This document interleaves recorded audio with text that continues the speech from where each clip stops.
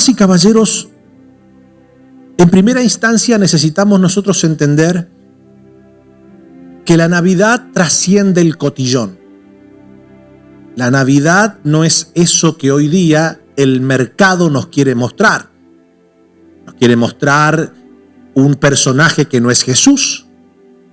Nos quiere mostrar un espíritu que no es el Espíritu Santo.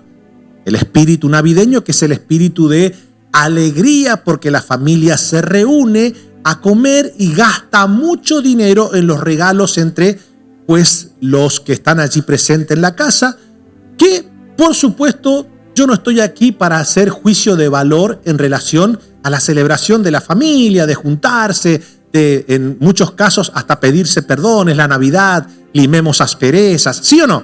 Todo eso claramente no es mi intención satanizarlo ni tampoco menospreciarlo, porque básicamente todos nosotros pasamos un tiempo agradable cuando nos reunimos, cuando compartimos los alimentos, cuando abrimos los regalitos, ¿verdad? Siempre hay un momento de tristeza porque alguien se nos olvidó de regalar y está esperando en la punta, así, con la cara del gato con bota, ¿viste? ¿Sí o no? ¿Le ha pasado? Mire, mi hermano, es un momento incómodo, ¿viste? Porque vos sabés, o te llegó alguien que vino con una familia que vos invitaste y no contemplaste que hacía falta un regalo, ¿sí o no? Y vos lo ves que en ese momento están todos abriendo, gracias, gracias, y la persona está sentadita en un rinconcito allí, y es un momento incómodo. Por eso yo siempre le aconsejo tenga 2 o 3 regalitos guardados por ahí, sin nombre. Ahí lo puede comprar en ñoque barato, o el dolarazo, o en ñoque caché, ¿verdad? Pero por lo menos para pasar el tiempo. Ahora, entendiendo esto, quiero presentarles la Navidad como un caso en una corte. Es la única forma que nosotros vamos a poder valorar en sí la profundidad del significado y lo que representa que Dios se haya hecho hombre, el nacimiento de Cristo, para que no quede todo en una simple comprensión navideña que el mercado quiere que tengamos. El mercado quiere que usted consuma, pero en las Escrituras vemos que lo que quiere Dios es que comprendamos lo glorioso que fue el nacimiento de Jesús. Para que podamos entender lo glorioso que fue, debemos situarnos en una corte. ¿Están listos? Entonces, vamos a ver rápidamente quiénes componen una corte en el día de juicio. ¿Cuántos alguna vez han tenido que ir a una corte y enfrentarse ante un juez? Levánteme la mano. Ninguno. Padre, gracias por todas estas ciudadanos de bien. Bueno, pero la mayoría, por los que nunca se han tenido que enfrentar o han tenido que ir a una corte, bueno, pues hay figuras sumamente importantes. Por supuesto, la figura del juez, la figura de los fiscales, la figura de los abogados y la figura del que acusa y la figura del acusado. ¿Sí o no? ¿Estamos bien hasta acá? Entonces, ¿quiénes componen una corte? Por lo general, después hay más, pero juez, jurado, fiscales, ¿verdad? Abogados, acusador y acusado. ¿Hasta ahí estamos bien? Ok. Para que nosotros tomemos dimensión de lo maravilloso que ha sido el hecho de que Dios decidiera venir por nosotros en rescate y que Él pues decidiera hacerse hombre para que nosotros pudiéramos tener redención en Él, esto es de vital importancia. El mismo juez, ¿están listos? El mismo juez, que un juez para que sea catalogado como justo debe impartir ¿qué? Justicia. El juez no debe mirar personas. El juez debe mirar la ley. O sea, el juez no puede mirar la ley, mirar la persona y decir, ay, me da lástima. Bueno, dejemos la ley a un lado y obremos en favor del reo, aunque la ley esté en contrario. Por más misericordia, por más lástima, por más conmovido que esté el juez ante el reo, el juez debe aplicar ¿qué? La ley. Esto se va a poner buenísimo. Entonces la Biblia dice que Dios, aparte de ser el creador de todo, aparte de ser el Padre de aquellos que aceptan a Cristo, es el gran juez de todo. Dios es juez y su trono se establece en justicia. Entonces Dios no puede transgredir su propia justicia. Dios es justo. Y entonces Dios basa su justicia en Él mismo. Si él transgrede, si Él hace algo en favor de un reo que su misma ley le prohíbe hacer, Él mismo se está colocando como un pecador. Porque dice la Biblia en el libro de Santiago que el que hace acepción de personas peca. Entonces Dios, si decide transgredir su propia ley por empatía sobre el reo, entonces Dios mismo deja de ser divino, deja de ser eterno para transformarse también en un ser pecador.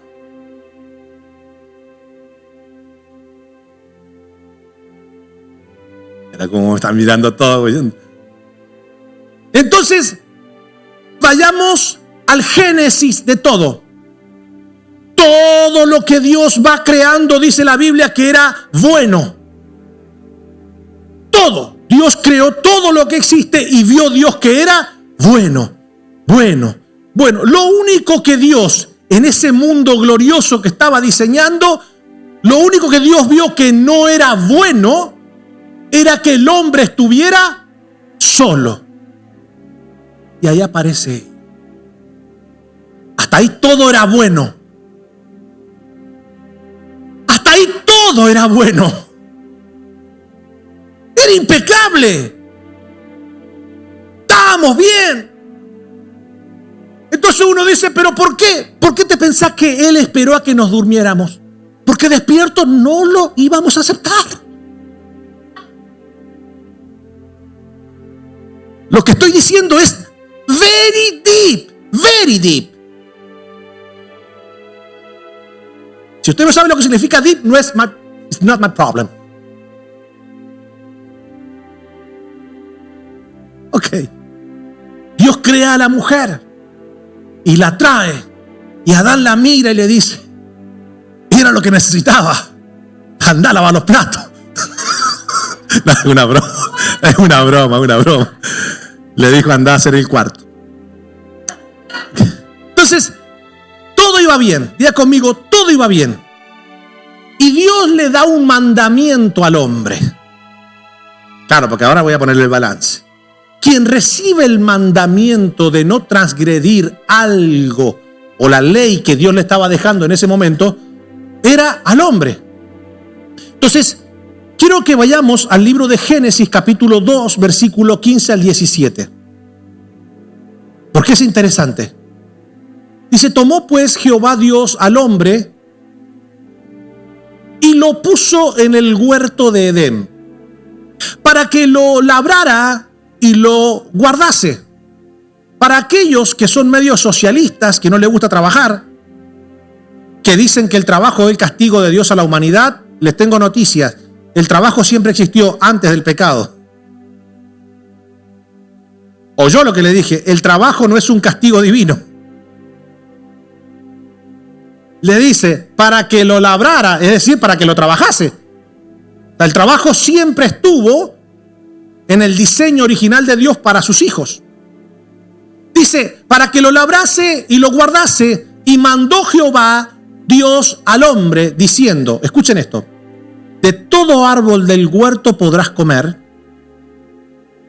Mas del árbol de la ciencia del bien y del mal no comerás, porque el día que de él comieres, ciertamente morirás. Aquí aparece una palabra clave, la palabra morir.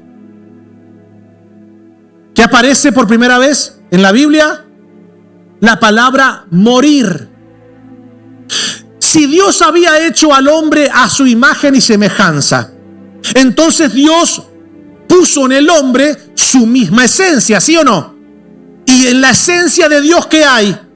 Eternidad, ¿sí o no? Entonces Dios, cuando pone al hombre, cuando pone a la mujer, le dice: miren, muchachos, ustedes han sido creados a mi imagen y a mi semejanza. Ustedes tienen mi propio ADN celestial. Ustedes son los que van a liderar sobre todo este planeta que yo he creado para que sea su habitación. Y Dios diseña todo lo que existe, y entonces todo lo que existe sirve para que este planeta Tierra tenga su propia órbita y vida. Por si no lo sabía, todo el universo, todo lo que rodea al planeta Tierra sirve, se pone en órbita para que nosotros tengamos lo que realmente tenemos, que es la vida, es la atmósfera, ¿sí o no? Hasta aquí estamos bien. Pero ahora Dios le dice: mira, te voy a dar un mandamiento.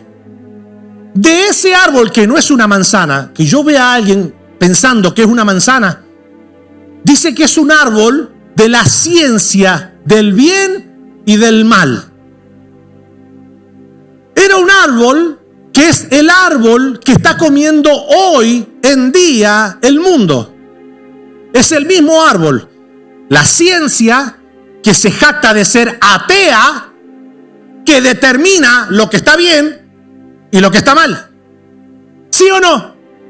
El mundo de hoy no se va a la Biblia para verificar qué es lo que está bien y qué es lo que está mal. No, el mundo de hoy, en su gran mayoría, chequea a ver qué dice la ciencia. La ciencia es lo que regula lo que está bien y lo que está mal. Se podría llamar que ese es el árbol de la soberbia, es el árbol del orgullo, es el árbol de la independización de Dios. Una persona que determina ser su propio Dios. Yo determino lo que está bien, yo determino lo que está mal. A mí Dios no me va a decir lo que está bien y lo que está mal. A mí la Biblia no me va a decir lo que está bien y lo que está mal. Yo determino lo que está bien. ¿Qué es lo que es eso? Soberbia. Eso es comer del árbol de la ciencia que determina por sus propios métodos lo que está bien y lo que está mal. Y Dios le dice la palabra clave: morirás. Y aparece Satanás y le dice: no morirás. Había un debate entre la palabra muerte. Diga conmigo, un debate entre la palabra muerte. Dios le dice: si comes morirás. Aparece la serpiente de Satanás y le dice: si comes no morirás. Y el argumento que le da la serpiente es el siguiente: ¿sabes por qué Dios te está prohibiendo comer de ese árbol? Porque Él sabe que si comes de él serás como Él.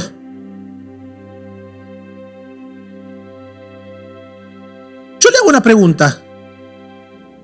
Eva y Adán ya no eran como Dios, no tenían la imagen y la semejanza. Pero la serpiente lo que le puso fue: serás como Él. Lo que la serpiente le estaba diciendo: serás como Él, es decir, ya no lo necesitarás a Él.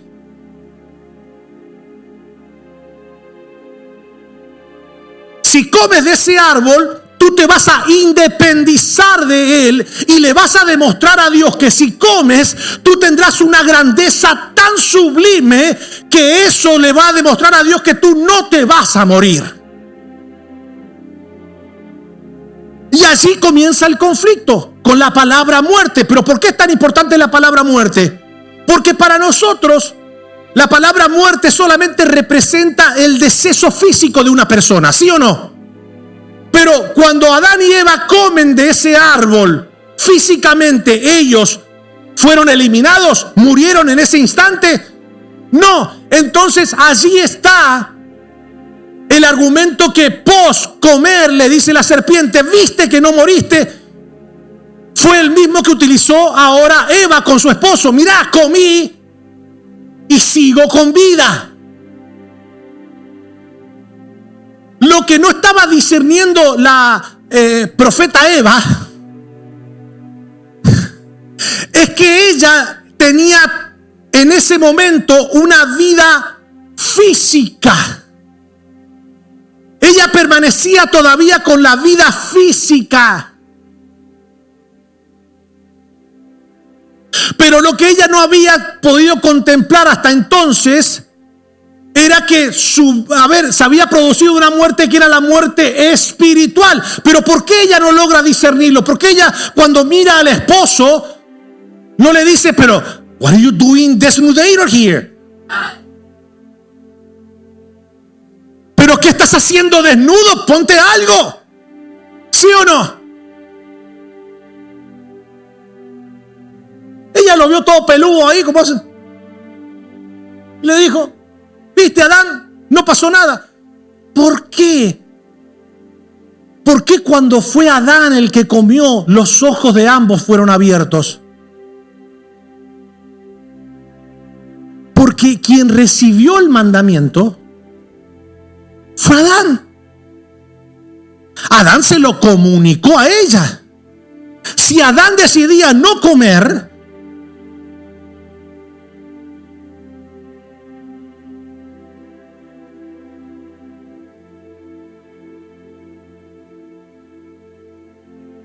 sí, porque hay hombres que hacen todo lo que la mujer le dice.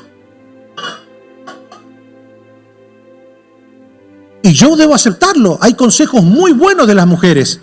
Por ejemplo, en la Biblia tenemos una Abigail que intercede por su marido porque le iban a cortar la cabeza, y la mujer sabia que supo aconsejar. Pero hay cada Eva, mi hermano.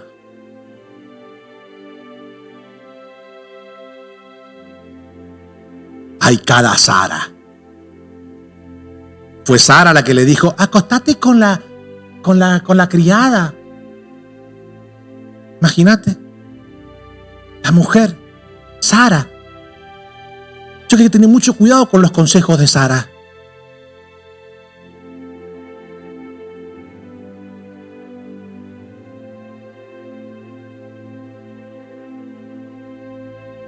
Comen y ahí se dan cuenta, diga conmigo, se dan cuenta. Cuando come, ella va, le lleva el pecado a su marido, come. Ahora que come él, dice que se miraron y se dieron cuenta que estaban desnudos. Es decir, ahora se dan cuenta que tienen un pecado arriba que los llena de culpa y deben ellos tratar de justificarse ante Dios. ¿Y qué hacen? Ellos se comienzan a hacer delantales de hojas, tratando de que cuando Dios pasease por el huerto y los viese, ellos pudieran ocultar lo que habían hecho. Y vos fíjate que en ningún momento Dios actúa como hubiese actuado cualquier mujer en el mundo. Si hubiese sido una mujer, hubiese dicho, te lo dije. O, ¿qué hiciste? ¿Sí o no? Pero ¿qué le dice Dios? ¿Dónde estás? ¿Hasta dónde te llevó el pecado? A una profundidad. Y entonces, escuchen esto, ahí aparece la segunda palabra clave del Génesis. Le dice, tuve miedo. ¿Quién te enseñó a tener miedo? Muerte y miedo. Dos cosas que hoy día padece el 90% del planeta. ¿Por qué? Porque vive bajo una muerte espiritual. Esa palabra muerte significa separación entre Dios y los hombres. Entonces, como ahora ya hay una separación, Dios lo que le enseña a Adán y a Eva es que la justificación de su pecado debe venir por medio del derramamiento de sangre. Entonces Dios le quita la justificación que ellos habían hecho propia, mata, hace un sacrificio, derrama sangre y cubre sus cuerpos con la piel de ese sacrificio que Dios hizo. Ahora, inmediatamente después, ¿están listos, verdad? Dios los expulsa del Edén, del paraíso. Escuchen, ¿están listos, verdad? ¿Qué es lo que era el Edén? El paraíso. ¿Qué es lo que le dijo Jesús al que estaba a su lado cuando lo aceptó? Desde hoy estarás conmigo en él. Entonces, esto es interesante. Dios lo expulsa, le muestra cómo va a ser la redención, le da una palabra profética en Génesis 3:15 y le dice que pues la serpiente le herirá en el calcañar, pero la mujer le pisará la cabeza, ¿verdad? Entonces lo saca del Edén. Quedan expulsados. Entonces ahora, ¿cómo queda el hombre? Separado. ¿Cómo queda el hombre? Separado. ¿Cómo queda el hombre?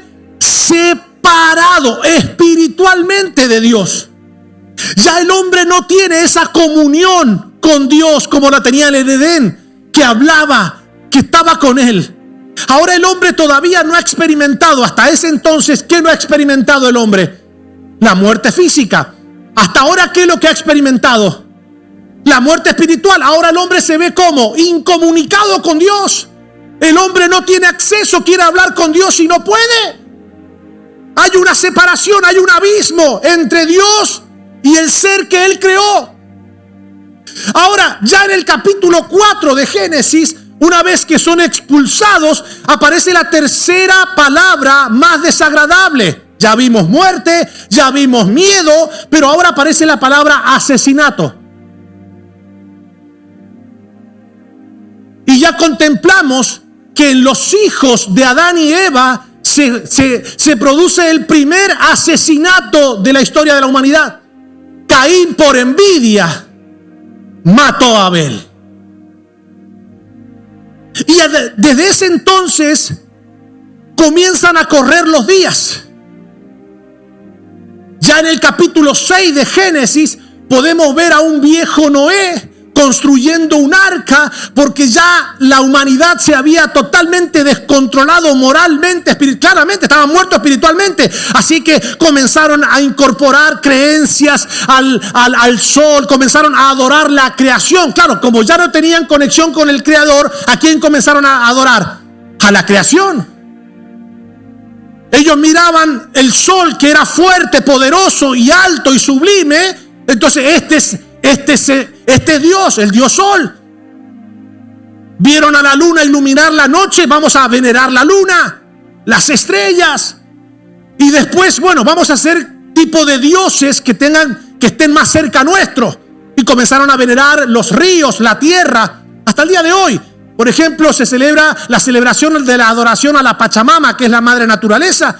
Pero después ya comenzaron a ser dioses con formas de hombres.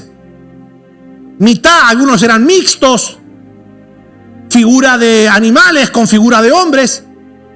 Y comenzaron a pervertirse todo lo que Dios había creado, el matrimonio. Mi hermano, mire qué lindo. Dios había creado el matrimonio en el Génesis, hombre y mujer los creó Dios y los unió y serán una sola carne. Diga conmigo, mira qué lindo. En ese entonces, hermano, las mujeres estaban totalmente bendecidas y los hombres también. ¿Por qué? Porque ya no tendríamos que gastar plata en ropa si estábamos desnudos y no sentíamos mal. Imagínate cuánta plata nos ahorraríamos nosotros, pero culpa de Eva, hoy día gastamos miles de dólares por mes en zapatos, en pantalón, en cositas. En aquel entonces no, ahora daríamos todo desnudo. Mira algunos diciendo, ay, volvamos al primer. ¿Qué es lo que te pasa?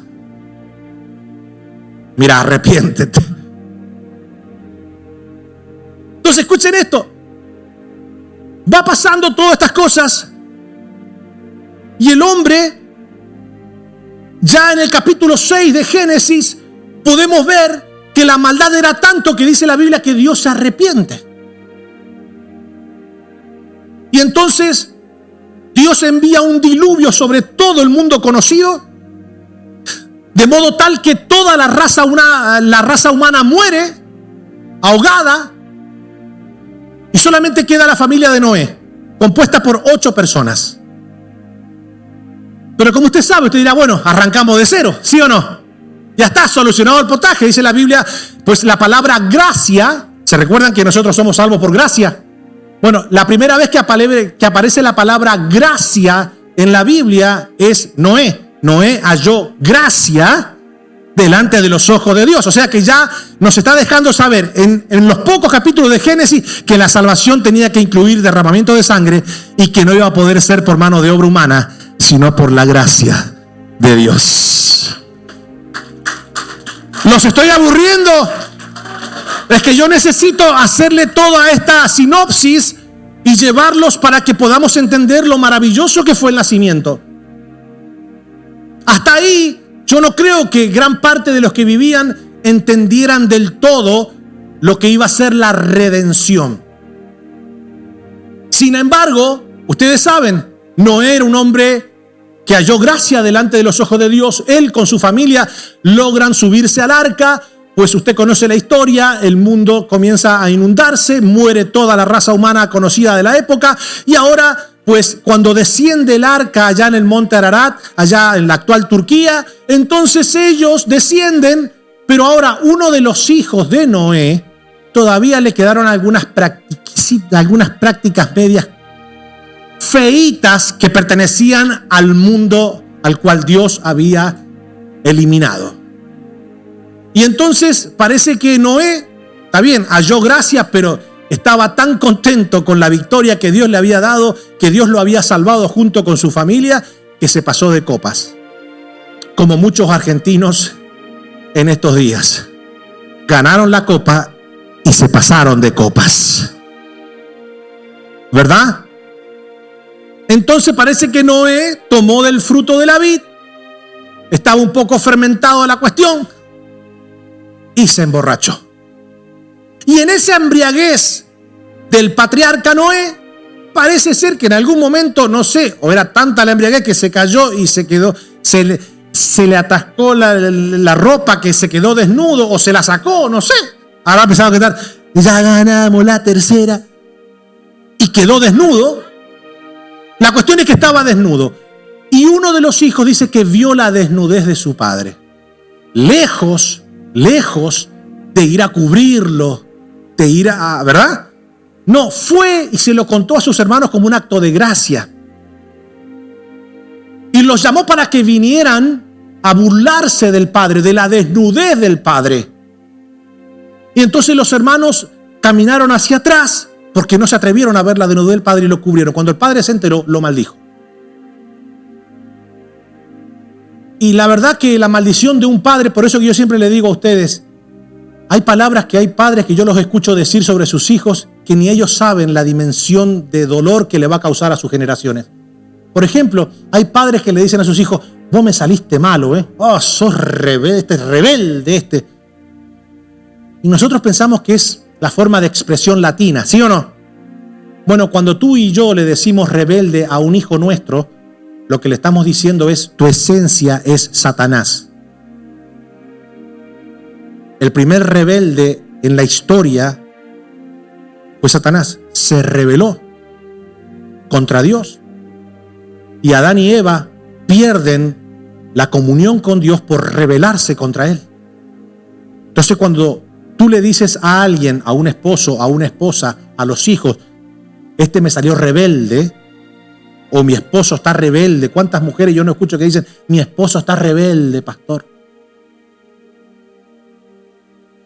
Usted no tiene idea la maldición fea que le está desatando a su cónyuge.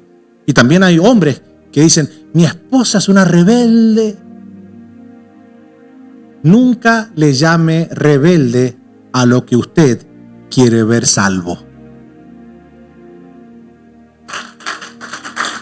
¿La agarró? Nunca le llames rebelde a lo que tú quieres ver salvo.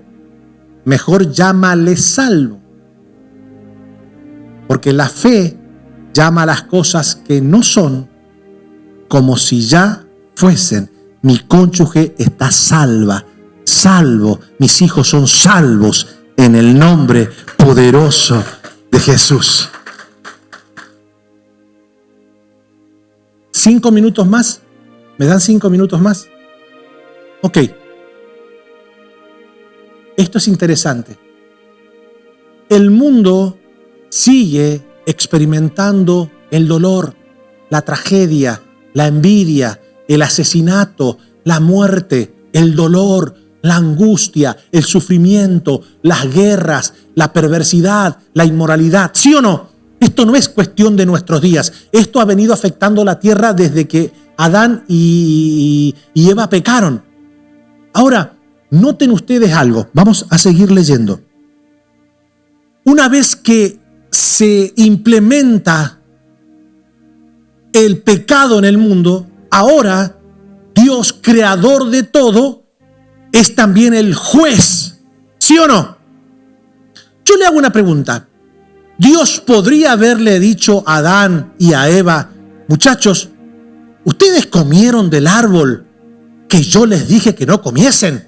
Y ellos hubiesen dicho: bueno, sí, lo que pasa que mi esposa, no sé, se tentó y yo también me tenté y nos causó curiosidad. Y bueno, tú sabes, somos humanos.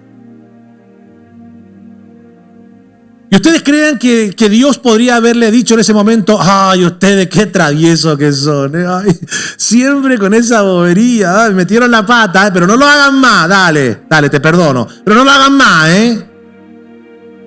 ¿Dios podría haber actuado así?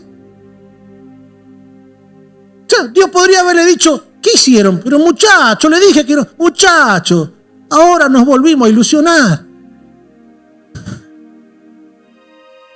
Pero muchachos,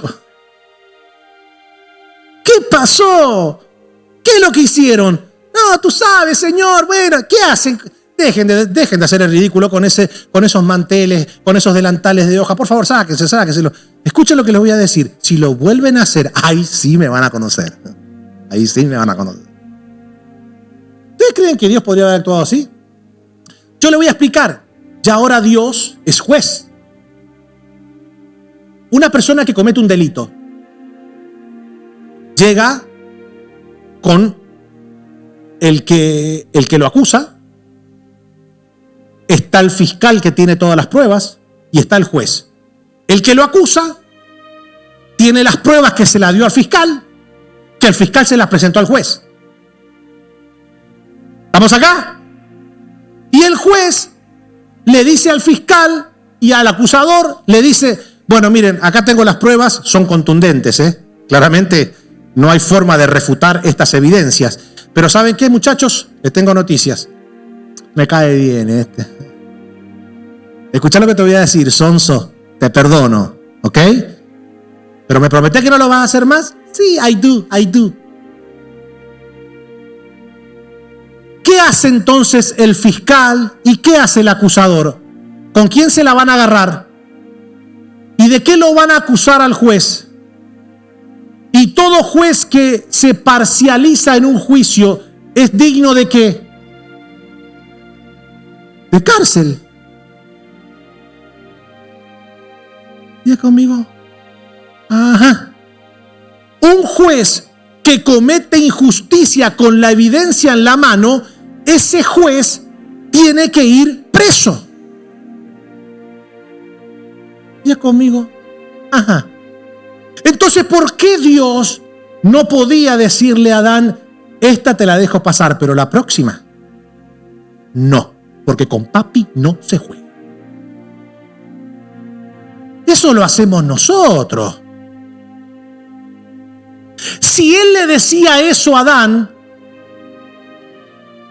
el acusador levantaba la mano y le decía: si lo haces con él, lo tienes que hacer conmigo.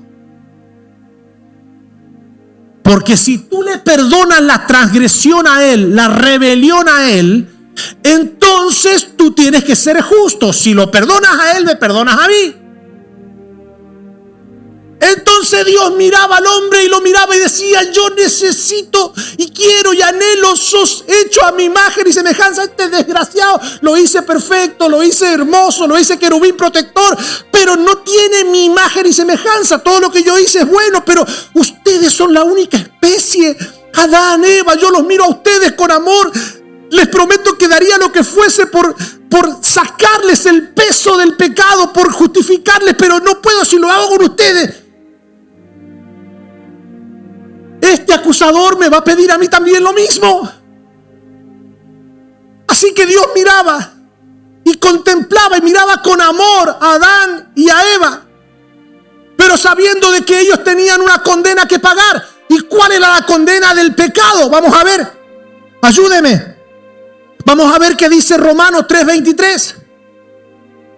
Por cuanto todos pecaron, levánteme la mano los que alguna vez han pecado.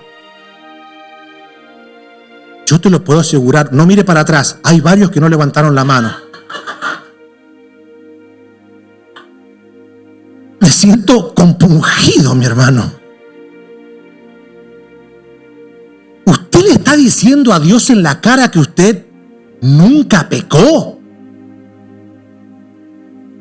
Mira, arrepiéntete.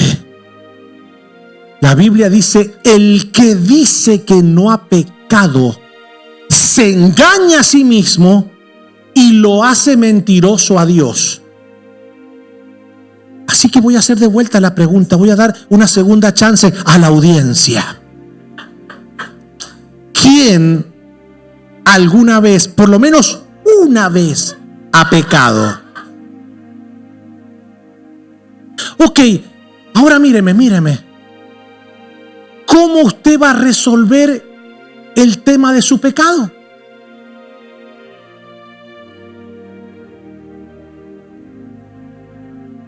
¿Quién dijo confesando? Escuche lo que le voy a decir.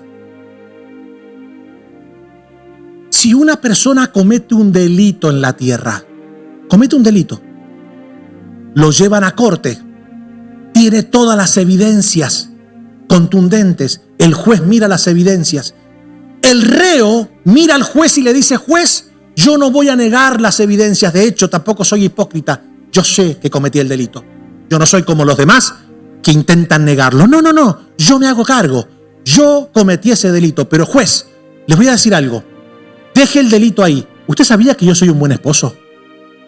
Le voy a contar algo. Tengo 5 niños que patrocino en el África.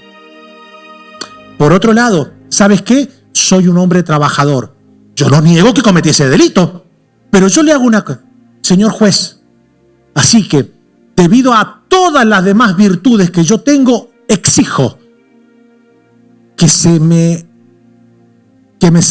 absuelva de todo lo que se me acusa. ¿Qué le va a decir el juez? Le felicito por ser un buen esposo. Qué bueno que tiene un corazón generoso. Pero usted no está aquí por lo bueno que hizo, sino para pagar la pena de lo malo que hizo. A ver, te lo voy a decir en español. Hay gente que dice, bueno, yo sí cometo pecado, pero yo tampoco soy tan malo. No soy como fulano. No soy como mengano. Y la gente se va haciendo una balanza interna. Y en esa balanza va poniendo las cosas buenas que ellos dicen que hacen con las malas que hacen, porque todos somos humanos. Pero bueno, en esa balance de la vida, yo creo que estoy más de lo bueno que de lo malo. Así que yo ya me merezco el cielo. ¿Conocen gente así? Esto no es por obras, para que nadie se gloríe.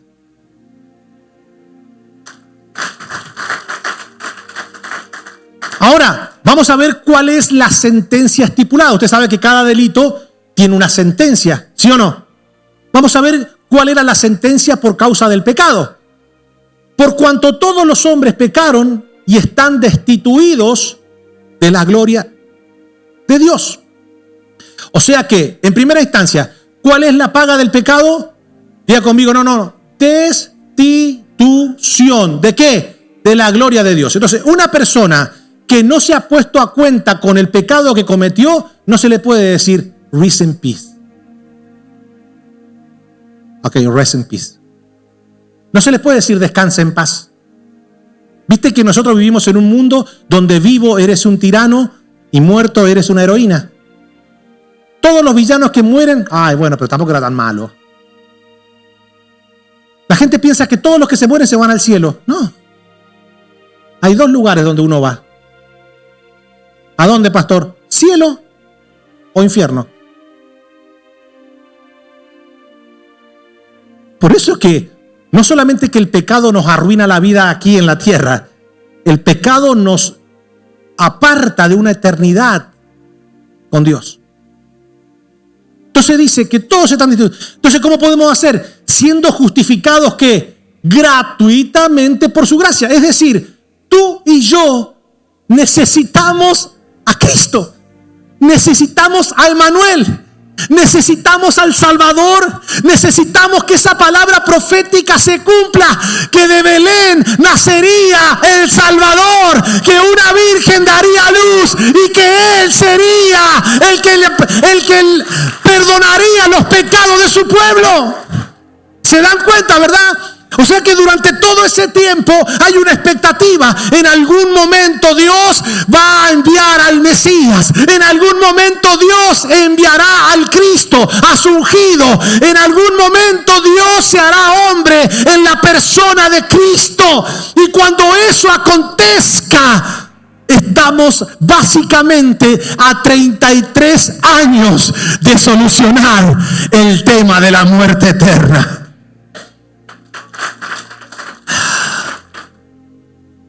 Siendo justificados por su gracia mediante la redención que es ¿en dónde? En Cristo Jesús, a quien Dios puso como propiciación por medio de la fe.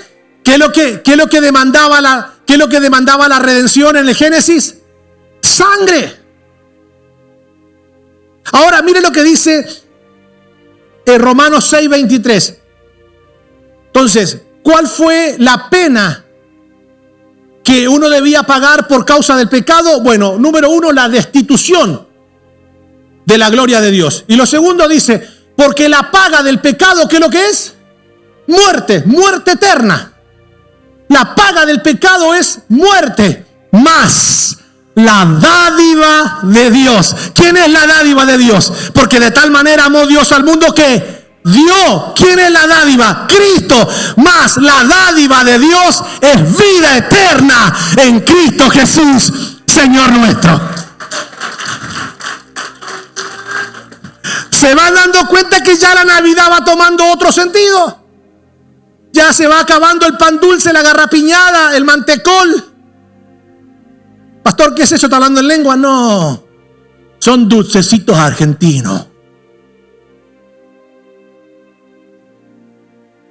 Entonces, cuando uno comienza a ver todo lo que está ocurriendo, ahora el juez dice, toda la humanidad, a ti, a Adán y a Eva, todos los que nacieron después de ti, están contaminados con el pecado que ustedes ejecutaron.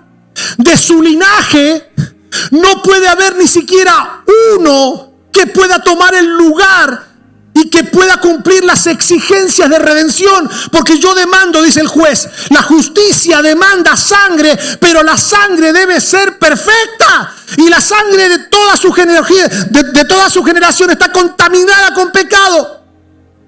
Entonces el acusador, que es el mismo que nos envidiaba desde el Génesis, está contento. Viste que los envidiosos se gozan más por el fracaso ajeno que por los triunfos propios. Dígame si no es así. Yo vi gente, mi hermano, que estaba totalmente adolorida, triste, enojada porque Messi salió campeón. Y vos decís, bueno, que un francés esté así es justificable porque son franceses. Pero no, eran latinos. Y estaban bravos. ¿Cómo puede ser que Messi? Y en ese momento alguien le preguntó, ¿pero cómo te llamas? Legión me llamo, dice.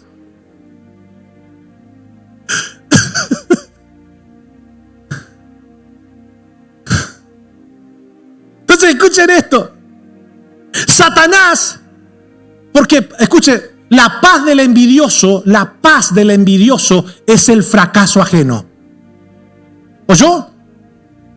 O sea, el envidioso tiene algo tan feo en el corazón que ni siquiera logra disfrutar las cosas que logra disfrutar, o que logra alcanzar. No, para el envidioso su éxito es ver que otros no lleguen y no alcancen cosas gloriosas. Entonces, Dice la Biblia que Satanás es ¿quién? El acusador. Satanás fue, escuchen esto, que esto está poderoso. ¿Están listos? Satanás fue un testigo ocular del pecado de Adán y Eva. No es que la serpiente dije, me contaron que esto pecaron. No, ellos fueron testigos. Y bajo la ley, para que uno pueda ser testigo, tiene que ser presencial, ¿sí o no? Entonces, Satanás, que es el acusador, que no soportaba ver a Adán y a Eva paseándose en el Edén, porque Adán y Eva tenían lo que él siempre soñó tener. A pesar de que él había sido un querubín protector, él no tenía la imagen y semejanza de Dios. Por eso que él en el cielo dice, yo subiré a lo más alto y seré semejante al Altísimo. Él no disfrutaba el poder tener la semejanza. Quienes tienen esa bendición somos usted y yo. Somos la única especie creada por Dios. Ni los querubines, ni los serafines, ni los arcángeles, ni los ángeles, ni ninguna cosa creada tiene la imagen y la semejanza del Dios vivo. Solamente usted, solamente yo. Y cada vez que Satanás veía a Adán y a Eva pasearse en el jardín, decía, ellos tienen lo que yo siempre soñé tener. Pero entonces cuando él logra que Adán y Eva pequen, entonces ahora ella está en paz. Y dicen, yo sé que ahora el Señor lo va a expulsar. Ese Padre, ese Dios, ese juez es justo. Él no los va a dejar allí en el Edén, los va a expulsar. Ahora la vida le va a traer tragedia, dolor, angustia, muerte, desesperanza. ¿Sí o no? Pero entonces ya estaba diciendo, bueno, si no me salvé yo, nos morimos todos. Así es el envidioso. Entonces, damas y caballeros, Satanás quiere que tú y yo volvamos una vez más a cometer el error de Adán y de Eva, de pensar que podemos tener eternidad en nuestras propias acciones, respaldándonos y afirmándonos en nuestras propias obras humanas. Entonces Satanás tiene la evidencia. Se la presenta al jurado, a los fiscales, y eso viene delante del juez. Y ahora el juez debe dictar sentencia. La paga del pecado es muerte. O sea que ya no hay salida humanamente posible, no. ¿Cuál es la única salida? El juez tenía un as debajo de la manga, por decirlo de una manera popular. Bueno, el juez dijo, yo soy justo, mi trono se establece en la justicia y en la ley. Solo hay una forma de que ustedes puedan tener redención y vuelvan a su estado original y vuelvan a ser uno conmigo. ¿Qué? Yo soy el juez, el que dicto sentencia. Sí. Bueno, la sangre que puede redimirlos a ustedes debe ser una sangre sin ningún tipo de contaminación, sin pecado. Así que agarró el martillo y cuando se dispuso a dictar sentencia, se oyó una voz en el cielo que dijo, Padre, no lo hagas. Heme aquí. Envíame a mí. El hijo del juez, eterno como el juez, le dijo a su padre, que también es el juez, envíame a mí allá. Yo pongo en riesgo mi divinidad eterna. Y el padre miró al hijo y le dijo, pero tú estás dispuesto a despojarte de toda tu gloria, de todo tu poder, de tu eternidad, y tomar forma de siervo y hacerte semejante a los hombres, y en esa semejanza de hombre hacerte obediente hasta una muerte indigna, hasta una muerte de cruz. Sí. No hay otra forma. Por favor, Señor, yo te pido, Padre, envíame a mí. Encárname en el vientre de una virgen y permite que yo pague el precio por la redención de ellos. Y Dios dijo, ok. Y allí dijo, Dios nos amó que lo envió.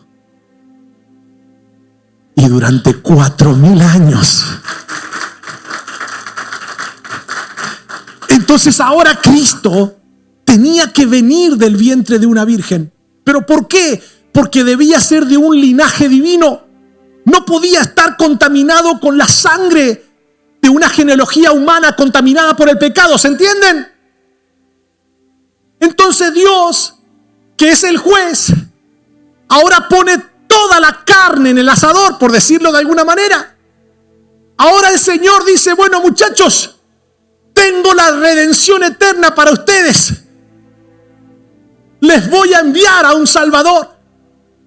Y ese Salvador, para que ustedes conozcan, va a venir de una manera gloriosa, nunca antes vista. Ustedes siempre, pues para procrearse necesitan hacerse uno entre el hombre y la mujer, ¿sí o no? La procreación es producto de una sexualidad entre un hombre y una mujer que a la postre termina manteniendo la especie humana de pie, ¿sí o no? Ahora Dios le dice, escuchen esto, vamos al libro de Isaías 7:14. Isaías 7:14 dice, por tanto, el Señor mismo os dará señal.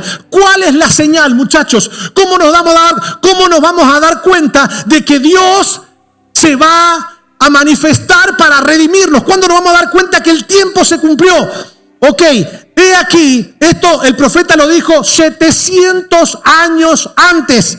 He aquí que la Virgen concebirá y dará a luz un hijo y llamará su nombre Emmanuel, que traducido es Dios con nosotros.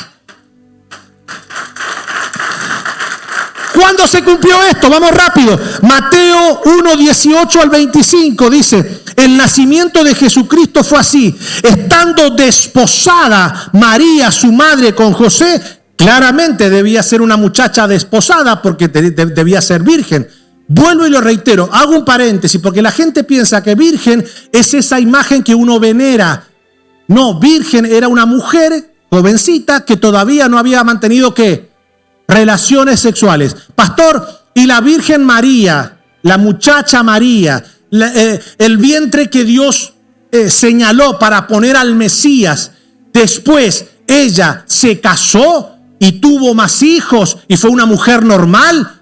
Sí, María no es inmaculada, no es sin pecado concebida. Y entonces, ¿por qué la Biblia dice que es bendita entre todas las mujeres? Y porque iba a cargar, no era bendita por su esencia misma, era bendita por el que iba a cargar en su vientre. Más vale que tiene que ser la más bendita entre todas las mujeres que existieron sobre la faz de la tierra. Si adentro estaba cargando al Salvador del mundo, al Rey de Gloria, al Dios omnipotente, ¿cómo no va a ser la más bendita? Pero ahora, una tenía que ser. No es que Dios la eligió porque había esencia de divinidad en ella. No, era virgen. Todavía no se había acostado con ningún hombre y debía también cumplirse la palabra profética que leímos en Isaías, una virgen. Pero entonces, pastor, lo que me enseñaron que ella, después que dio a luz a Jesús, ella nunca más se casó y ella fue una mujer devota. No, ella se casó con José. Pastor, ¿dónde lo dice eso la Biblia? Lo vamos a seguir leyendo. Dice, estando desposada María, su madre, con José, antes. A ver, ayúdeme. Yo tampoco le voy a enseñar español. Usted sabe leer español. ¿Antes que qué? ¿Antes que qué? Entonces María se juntó con José. ¿Y qué significa juntarse? Claro, se juntaron. ¿Y si se juntaron, qué pasó? Ahora, si a usted le gustan las novelas y yo le digo, no, esa palabra juntar en el hebreo significa y caminaron juntos como Heidi en el campo. No, se juntaron es que se casaron. y fueron una sola carne. Entonces, escuchen esto. Dice, se halló que había concebido del Espíritu Santo. José su marido, como era justo y no quería infamarla, decí que José, dicen algunos que era argentino, decí que José no salió a decir que la novia con la cual él estaba comprometido estaba embarazada. Imagínate quién le iba a creer que había sido el Espíritu Santo quien había puesto de una manera milagrosa al niño dentro. ¿Quién le iba a creer? A ver, hombres, si viene su mujer ahora y le dice, mira mi amor, el varón que siempre, pero mi amor, hace 3 años que no te toco. Bueno, ¿viste lo que es el Señor? Te concede todo lo que te le pides. A ver, créame que hay una sola mujer que fue la que... Si viene su esposa y le dice eso, o su novia que usted todavía no ha tenido relaciones y le dice eso, por lo menos revísele el celular. Ok, como era justo y no quería infamarla, claro, él no, porque si él decía algo, ¿qué pasaba con María? La apedreaban, moría de la peor manera. Dice, quiso dejarla secretamente y pensando él en esto, he aquí un ángel del Señor lo apreció en su, la vista de los 43, Padre 2020. Se le apareció en sueños y le dijo, José, hijo de David, no temas recibir a María tu mujer, porque lo que en ella es engendrado del Espíritu Santo es, y dará a luz un hijo y llamará su nombre Jesús, porque él salvará a su pueblo de sus pecados. Todo esto aconteció para que se cumpliese lo dicho por el Señor por medio del profeta, cuando dijo, he aquí, una virgen concebirá y dará a luz un hijo y llamará su nombre Emanuel, que traducido es Dios con nosotros. Y despertando José del sueño, hizo como el ángel del Señor le había mandado y recibió a su mujer, pero no la conoció. Pastor, o sea que ellos se conocían solamente por internet. No me hagas que me enoje con vos, por favor. La palabra conocer en la Biblia es tener relaciones sexuales. Dice la Biblia en el libro de Génesis, y conoció a Adán a Eva y tuvo y engendró. Así que conoció, es decir, vio su desnudez y diga conmigo,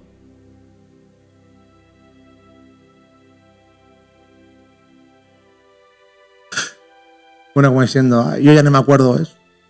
Por tu vida no hables de eso.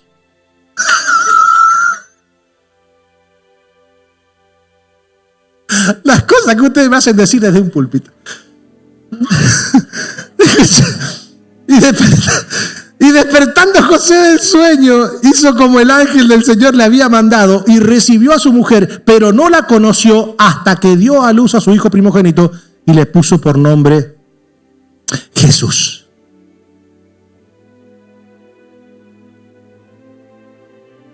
¿Están listos? Con esto voy a terminar. Damas y caballeros, cuando Jesús nace,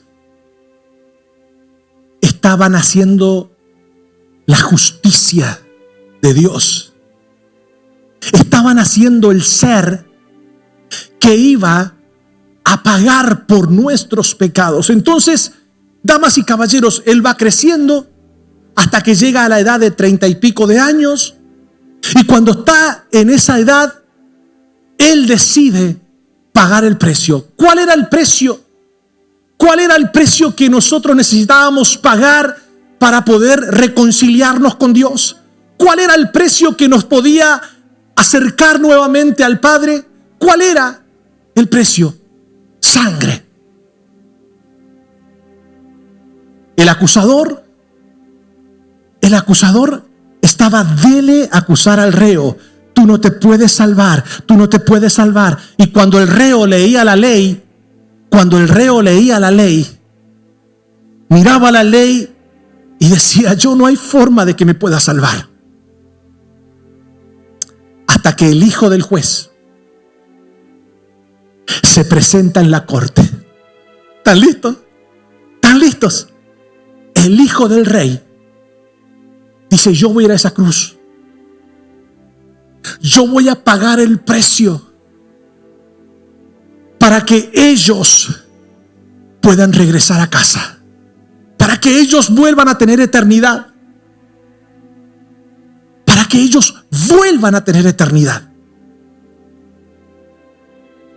Pero diga conmigo, el nacimiento, todo bien. Diga conmigo, todo bien. La crucifixión, todo bien. El sepulcro, todo bien.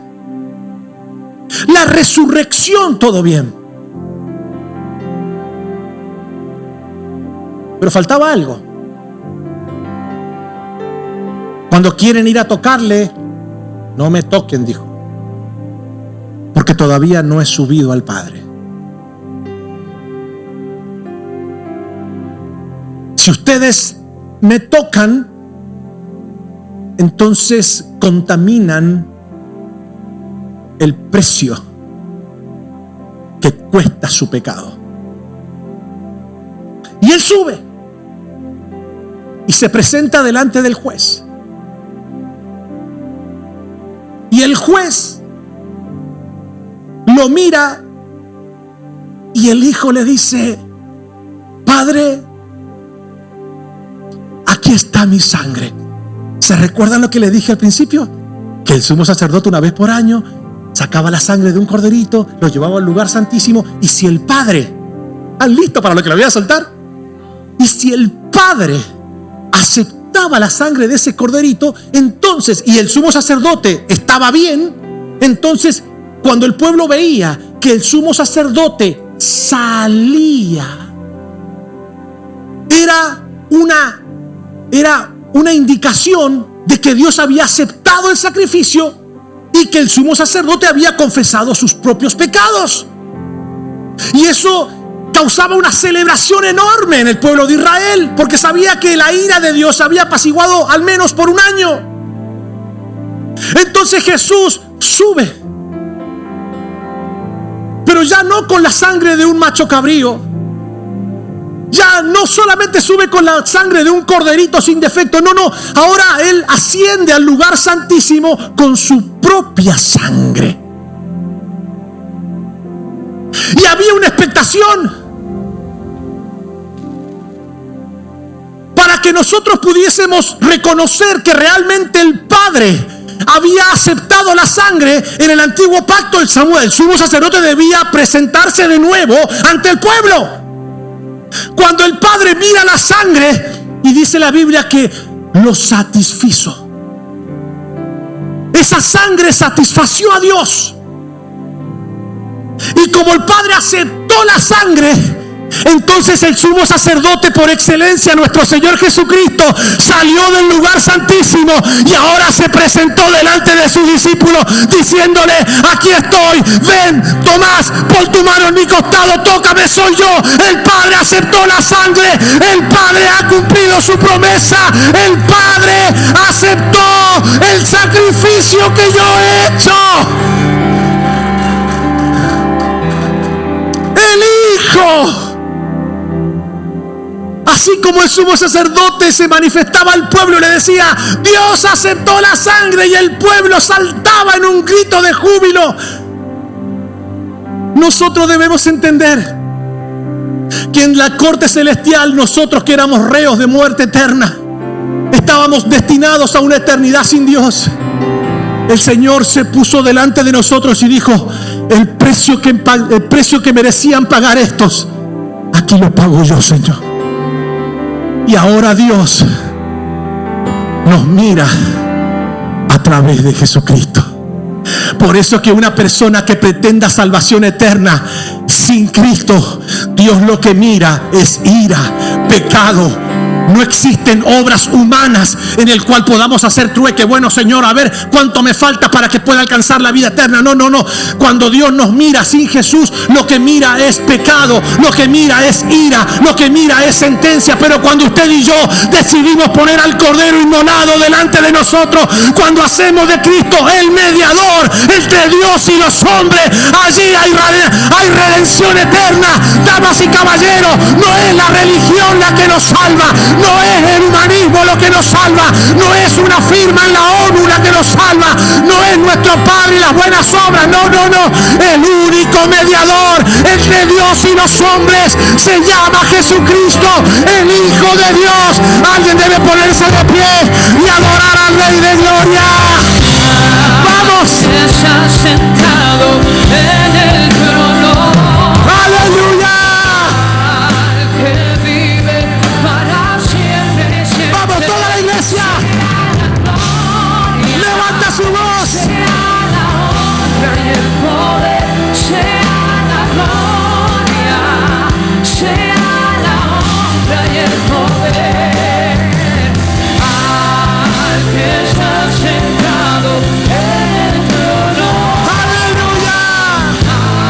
Al que vive para siempre, siempre, sea la gloria, sea la honra y el poder, sea la gloria, sea la honra y el poder.